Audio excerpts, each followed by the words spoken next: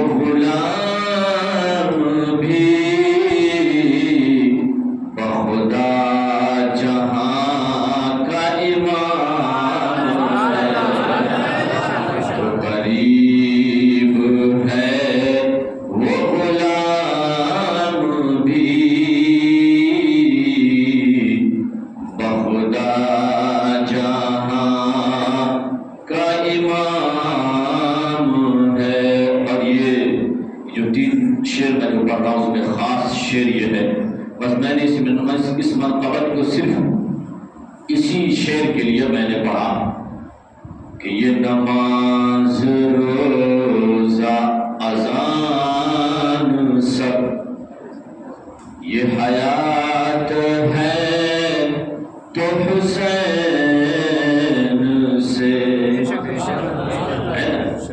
آج جو نمازیں ہم تک صحیح پہنچی ہے، اذان، یہ روزے، یہ قرآن، یہ سب کی جو حیات ہے، یہ سب کی تو شبیہ خراب کر رہا تھا یزید نے. یزید بے نمازی تھا، اس کے بعد نماز پڑھنا کوئی ضروری نہیں تھا، بس اس کے پاس شراب پینا ضروری تھا. اس کا کہنا تھا کہ اگر محمد رسول اللہ نے، شریعت محمدی نے شراب پینا منع کیا ہے تو کیا ہوا، عیسائی بن جاؤ لیکن شراب پیو. معاذ اللہ، استغفر اللہ. یہ یزید کا کہنا تھا کہ عیسائی بن جاؤ لیکن شراب پیو. اس کے نزدیک سب سے اہم اور ضروری بات تھی وہ شراب. اور ایک بات اور بتا دوں، یزید کی جو پرورش ہوئی ہے نا، وہ اس لیے یہ جملہ کہتا تھا کہ یزید کی جو پرورش ہوئی ہے وہ پرورش عیسائیوں کے گھر میں ہوئی ہے. آج ہمارے اہل سنت و جماعت کے علماء جو بیان کرتے ہیں کہ جو گستاخ اہل بیت ہوگا وہ ایسا ہوگا، یہ ہوگا، وہ ہوگا، حرامی ہوگا، منافق ہوگا، ہے نا. لوگوں کے ذہن میں یہ خیال پیدا ہوتا ہوگا کہ بھائی یزید کا باپ اتنے بڑے معزز صحابی رسول، پھر یزید اتنا بڑا گستاخ کیسے نکل گیا؟ اس کی وجہ یہ ہے کہ حضرت امیر معاویہ نے حکومت کی مصالحت، اپنی حکومت کو مضبوط کرنے کے لیے ایک عیسائی کی لڑکی سے آپ نے نکاح کیا تھا، شادی کی تھی، لیکن وہ لڑکی ان یہ نکاح میں تو آ گئی لیکن مکمل مسلمان نہیں بن پائی۔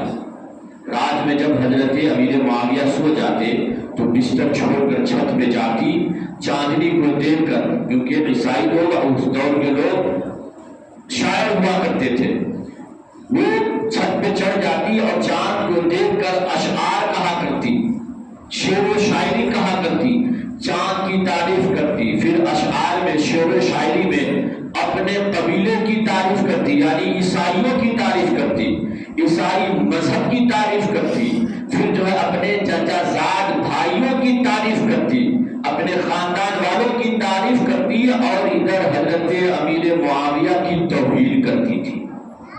حضرت امیر معاویہ کی توہین کرتی تھی، اسلام کی توہین کرتی تھی۔ آپ کی باندی نے سنا، آ کر کے حضرت امیر معاویہ سے کہا کہ آپ نے جو فلاں عیسائی کی لڑکی سے نکاح کہ آپ کی وہ بیوی تو مکمل ایمان نہیں لائی ہے، دل سے ابھی بھی وہ عیسائی ہے، وہ آپ کی توہین کرتی ہے، اسلام کی توہین کرتی ہے، عیسائی کی تعریف کرتی ہے، شعر و شاعری کرتی ہے۔ حضرت امیر معاویہ نے ایک دن آپ اٹھ کر گئے، جب وہ سو گئے دیکھا، اس نے دیکھا کہ اب یہ سو گئے، وہ چلی گئی چھت پہ، معمول کے مطابق اشعار کہتی رہی چاند کو دیکھ کر۔ حضرت امیر معاویہ نے اسے پتہ لگانا تھا، آپ بستر سے اٹھے گئے اور اس کے پیچھے دیکھا، واقعی میں جو باندی نے کہا تھا ساری باتیں بالکل سچ کے سچ ہے، ساری باتیں سچ ہے۔ حضرت امیر معاویہ نے فوراً اسے طلاق دیا، فوراً اسے طلاق دیا اور اسے اس کے باپ کے پاس بھیج دیا۔ اب یہاں پہ مورخین دو باتیں لکھتے ہیں، ایک مورخ لکھتے ہیں کہ اس وقت یزید پیدا ہو چکا تھا، گود میں تھا، ایک لکھتے ہیں گود میں نہیں بلکہ حمل سے اپنی ماں کے پیٹ میں تھا، بلاخر پیدا ہو گیا تو بھی وہ ماں کے ساتھ گیا، ماں اسے لے کر گئی اور وہیں اپنے نانا ماما اور عیسائیوں کے گود میں، عیسائیوں کے ماحول میں وہ پرورش پایا۔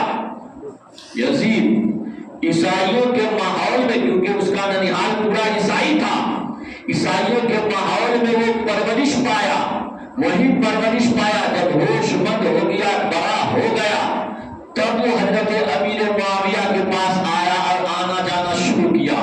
تو مورخین لکھتے ہیں ہو سکتا ہے جب وہ عیسائیوں کے ماحول میں پرورش پا رہا تھا، اس وقت عیسائیوں نے اس کا کان بھرا ہوگا، کیا کہ اے یزید تمہارے آباء و اجداد جو جنگ بدر میں مارے گئے ہیں، اس کو مارنے والے محمد رسول اللہ ہے، اس کو مارنے والے، قتل کرنے والے محمد رسول اللہ۔ اس طریقے سے سرکار کے خلاف کان عیسائیوں نے بھر دیا ہوگا، یہی وجہ تھی، یہ بھر دیا یہ قیاس نہیں بلکہ یہ حقیقت ہے کہ جب سرکار امام عالی مقام کا سر مبارک دمشق پہنچا اور جامع مسجد کی، دمشق کی جامع مسجد کے صحن میں آپ کے سر مبارک کو رکھا گیا، اس وقت یزید نے اشعار پڑھا تھا، ایک شعر پڑھا تھا، اس شعر کا مطلب یہ تھا کہ آج ہم نے محمد رسول اللہ سے اپنے آباء و اجداد کا بدلہ لے لیا۔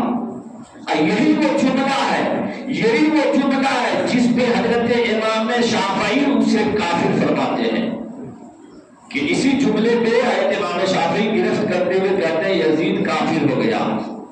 تو بالآخر اب آپ کو بتا دیا کہ یزید کیسے ماحول میں پرورش پایا ہے۔ یہی وجہ تھی کہ وہ کہا کرتا تھا شریعت محمدی میں شراب حرام ہے تو کوئی بات نہیں، عیسائی بن جاؤ لیکن شراب بھی، وہ بے نمازی تھا، وہ روزہ نہیں رکھتا تھا، اس طریقے سے غیر شرعی کام کو فروغ دیتا تھا۔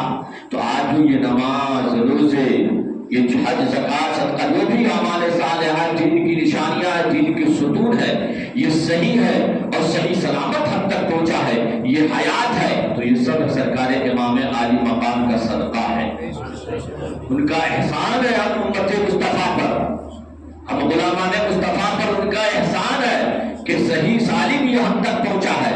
ورنہ اگر امام عالی مقام کیا تھا، امام عالی مقام اگر نہیں آپ احتجاج کرتے، نہیں آپ جنگ لڑتے تو پھر کیا تھا، عیش و آرام کی زندگی گزارتے۔ سرکار نے تو فرمائی دیا تھا میرا یہ जन्नत में जाने में कोई शक था नहीं था, कोई हुक्म भी नहीं लगता, कोई फतवा भी नहीं लगता, कुछ भी नहीं लगता आपके ऊपर। आप आराम के साथ अपनी जिंदगी बसर करते, यजीद के खिलाफ आवाज सिर्फ नहीं उठाते। लेकिन नहीं, आप जानते थे जिस दीन की खातिर मेरे नाना ने कुर्बानियां पेश की है, जिस दीन की खातिर मेरे नाना ने ताइफ के बाजारों में पत्थरे खाए हैं, जिस दीन की फरोग की खातिर मेरे नाना ने बहुत सारी मुसीबतें छोड़ी है, उस दीन को यूं ही मश्क होने दूं, उसकी छवि खराब होने दूं? नहीं, क्योंकि हुसैन के खून में नबी का खून है, हुसैन के खून में नबी का खून है। कैसे ये खून दीन को बर्बाद होते देख सकता? तो इसीलिए सरकार आप इमाम अली मकाम ने अपनी कुर्बानियां पेश करके ये नमाज, रोजा, अजान सबको हयात बख्श दी है ना? तो वही शायर कहता है, ये नमाज, रोजा, अजान सब ये हयात है तो हुसैन से। ये नमाज, रोजा, अजान सब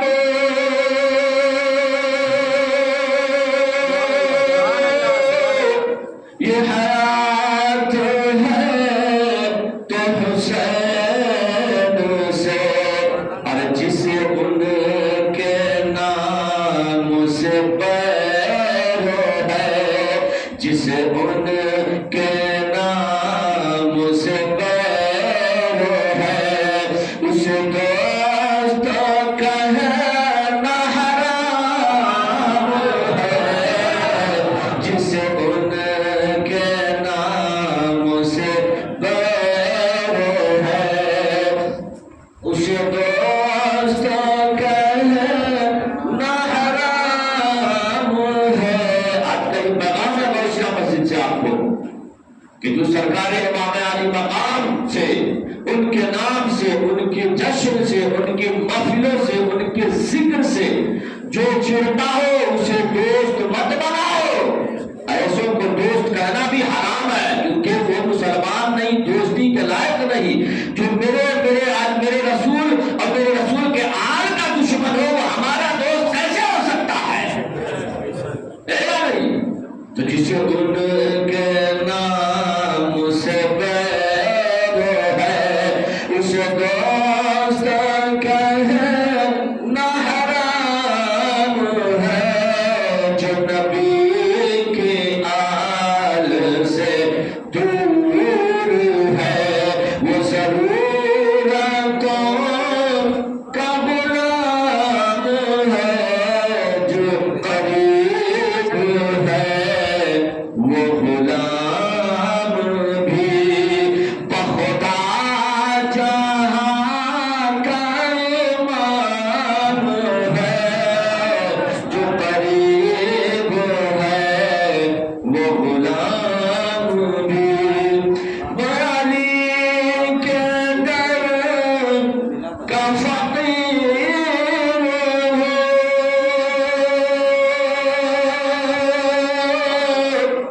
मेरे आगे कोई अमीर क्या, मैं अली के दर का फकीर हूँ। ये हम सबका अकीदा होना चाहिए, हम सबका ईमान होना चाहिए कि मैं अली के दर का फकीर हूँ।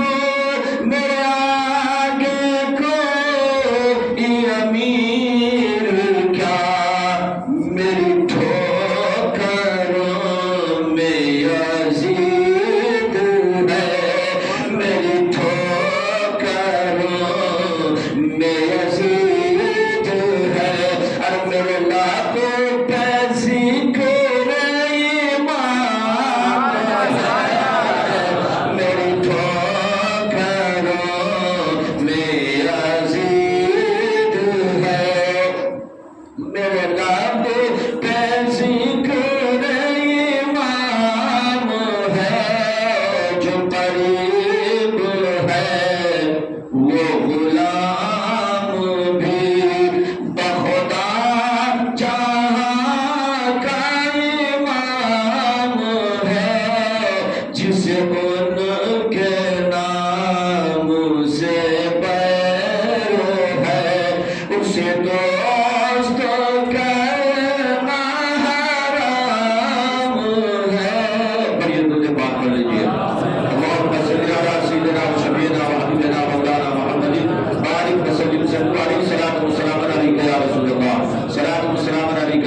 اللہ صلی اللہ تعالی علیہ وسلم حسب معمول ایک مرتبہ نبی علیہ نبی پر جھوم کا پڑھ لیجئے صلی اللہ علیہ نبی الامی وآلہ صلی اللہ علیہ وسلم صلاۃ و سلام علیک یا رسول اللہ صلاۃ و سلام علیک یا حبیب اللہ صلی اللہ تعالی علیہ وسلم. حضرات محترم، خطبے کے بعد میں نے قرآن پاک کی بہت ہی مشہور و معروف آیت کریمہ تلاوت کرنے کا شرف حاصل کیا. ارشاد ربانی ہے وَلَا تَقُولُوا لِمَن يُقْتَلُ فِي سَبِيلِ اللَّهِ أَمْوَاتٌ بَلْ أَحْيَاءٌ وَلَٰكِن لَّا تَشْعُرُونَ.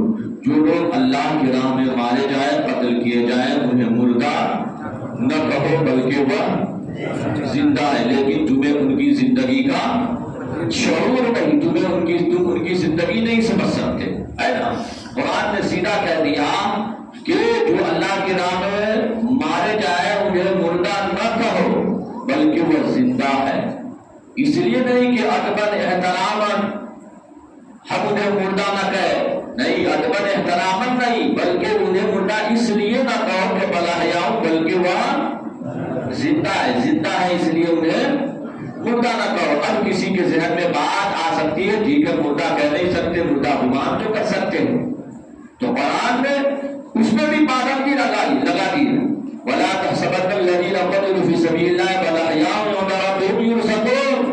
جو اللہ کی راہ میں قتل کیے جائے انہیں مردہ گمان بھی مت کرو، مردہ سوچا بھی مت کرو، سوچو بھی مت کہ یہ مردہ ہے. زبان سے کہنا تو دور کی بات ہے، دل میں سوچو بھی مت کہ یہ مردہ ہے. کیوں؟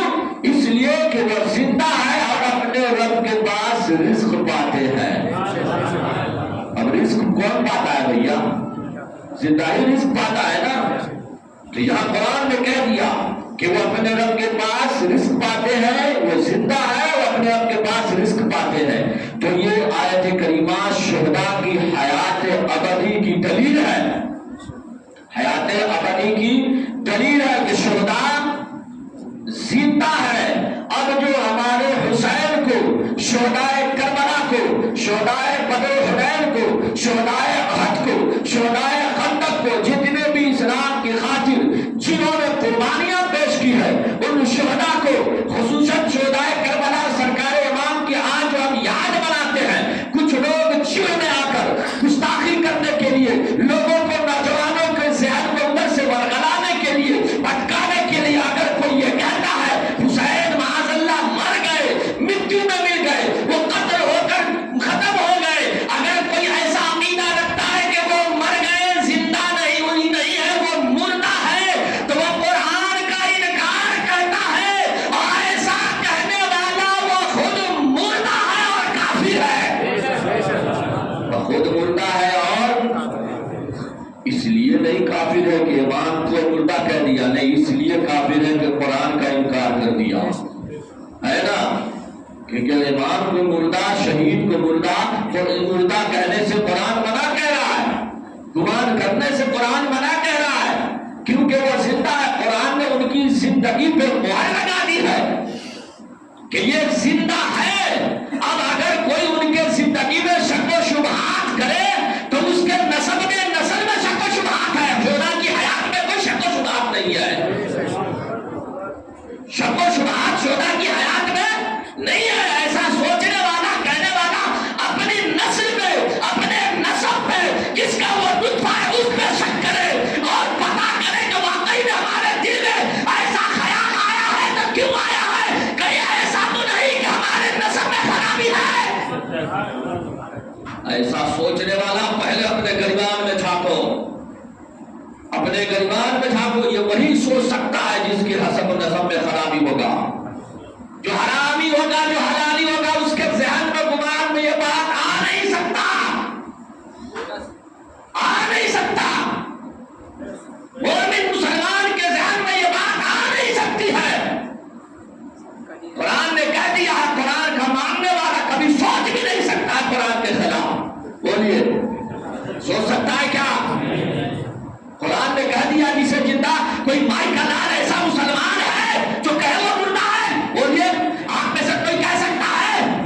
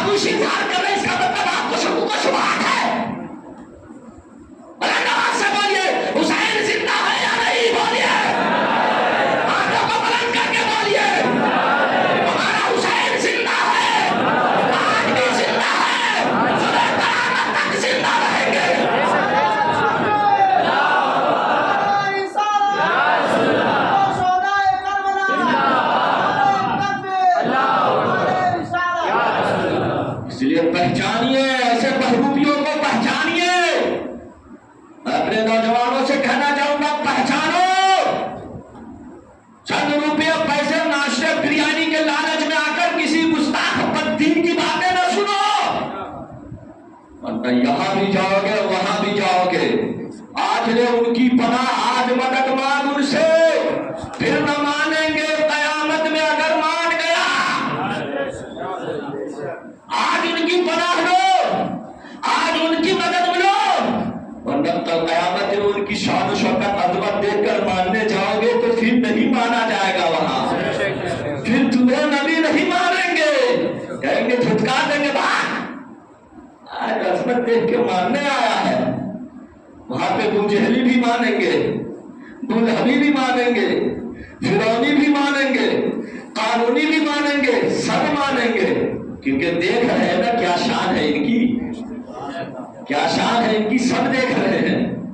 آج نادان کہتے ہیں کہ حسین معاذ اللہ یہ میدان کربلا میں پیاسے مر گئے, صاحب کرامت تھے تو پانی کیوں نہیں منگائے, پانی کیوں نہیں منگائے. ارے نادان تمہیں معلوم ہے وہاں کرامت دکھانے نہیں بلکہ استقامت دکھانے گئے تھے.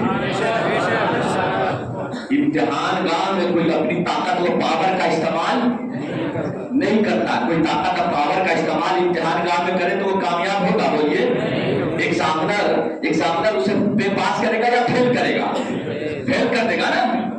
تو وہاں تو امتحان گاہ تھا, امتحان دینے گئے تھے, وہاں صبر و استقلال کا امتحان تھا. آپ تاریخ پڑھیں, سیرت پڑھیں, جب سے آپ کی پیدائش ہوئی تبھی سے آپ کی شہادت کی خبر مشہور ہو گئی.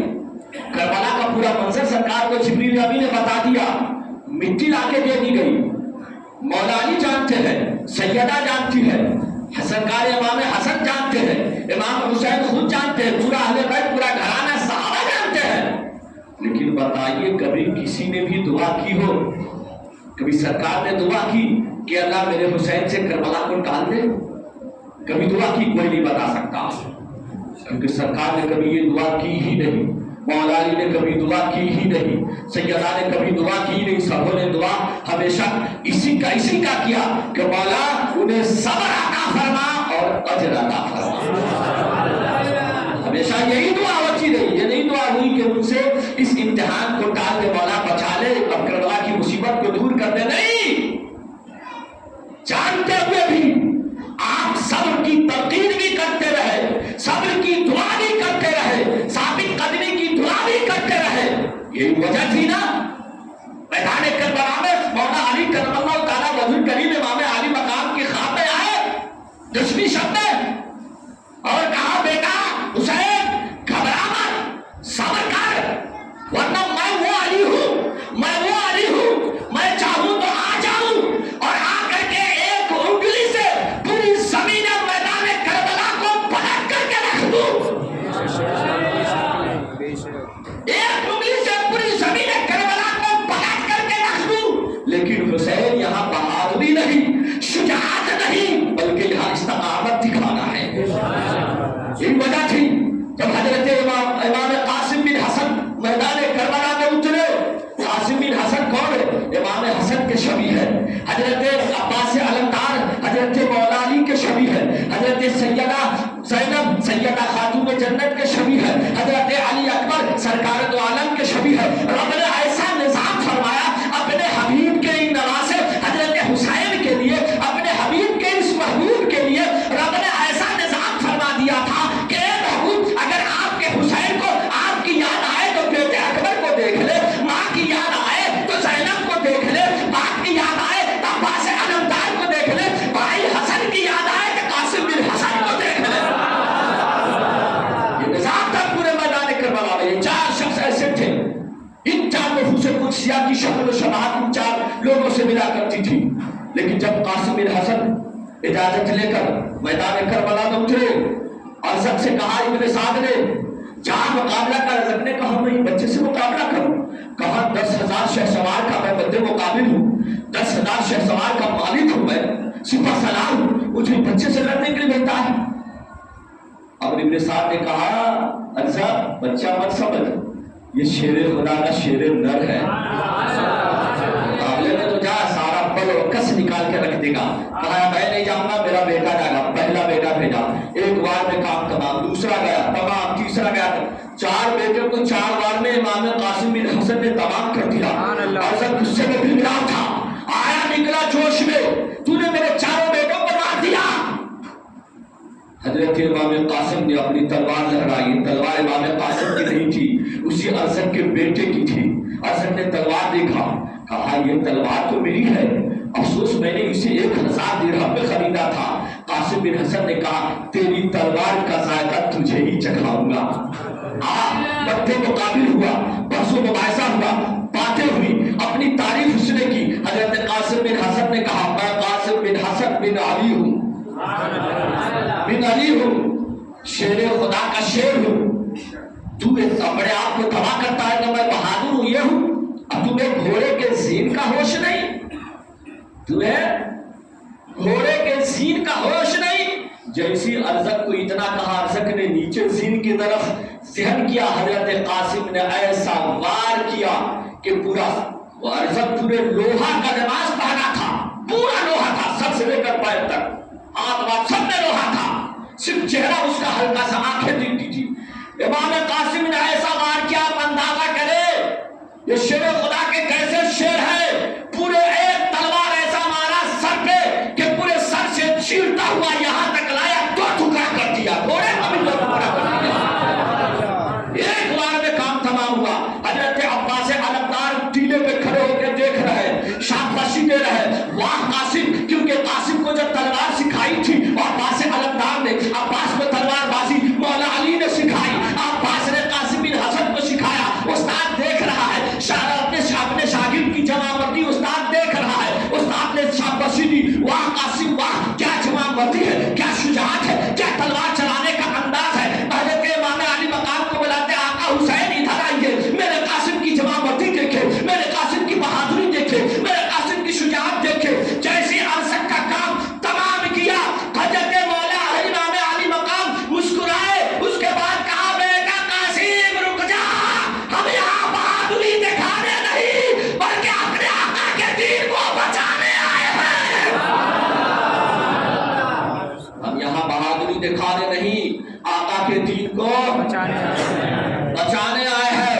वरना तारीख गवाह होती, अगर हुसैन ने उस दिन कासिम को मना ना किया होता तो कासिम बिन हसन हजरत हुसैन का भतीजा, हजरत कासिम का वो शहजादा, शेर खुदा का शेर नर अकेला 22,000 लश्करियों का काम तमाम करके यजीद के किले पे शरीयत मुस्तफी का झंडा लहरा दिया होगा। लेकिन नहीं, हाँ मामला था कि इस्तकामत, बहादुरी नहीं दिखाना है, दिफा करना है। दिफा में जितने को मार सकते हमारे, बहादुरी नहीं। बहादुरी भी आते थे, एक ही शेर खुदा का शेर जो है पूरी अजीजों का काम तमाम कर देता है ना। बहादुर कहते हैं हुसैन मजबूर है, हुसैन मजबूर नहीं, हुसैन मसरूर थे। इंशाअल्लाह फिर आने वाले जुमा को इस पे बात होगी कि हुसैन ने करामत दिखाई या नहीं दिखाई, हुसैन से क्या करामत है, साहिब करामत है या नहीं, हुसैन ने क्यों नहीं पानी पिया, क्यों नहीं दुआ की उन यजीदियों को गर्क करने के लिए, सब्र इस्तक़लाल और इस्तक़ामत पे कायम रहे। क्यों? इंशाअल्लाह ये बातें आइंदा जुमा को होगी। रब की बारगाह में दुआ, अल्लाह तबारक व तआला हम मुसलमानों को सिरात मुस्तकीम पे चलने की तौफीक अता फरमाए और सरकार इमाम आली मकाम का पक्का